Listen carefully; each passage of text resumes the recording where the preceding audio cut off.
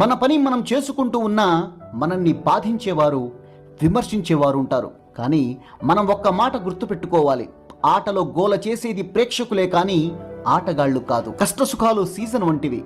మనకు నచ్చినా నచ్చకపోయినా రావాల్సిన సమయానికి వస్తాయి, పోవాల్సిన సమయానికి పోతాయి. ఓర్చుకోవడం అలవాటు చేసుకోవడం ఎంతో మంచిది.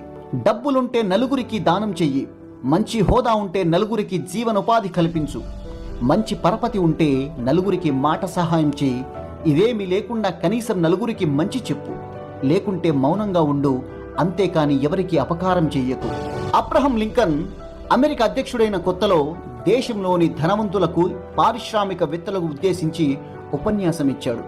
ఆ సభలో ఒకతను, మిస్టర్ లింకన్, మీ తండ్రి చెప్పులు కుట్టేవాడు, ఇదిగో ఈ బూటు కూడా మీ నాయన కుట్టిందే, అంతేకాదు మా కుటుంబం మొత్తానికి ఆయనే బూట్లు కుట్టేవాడు అంటూ అవహేళన చేశాడు.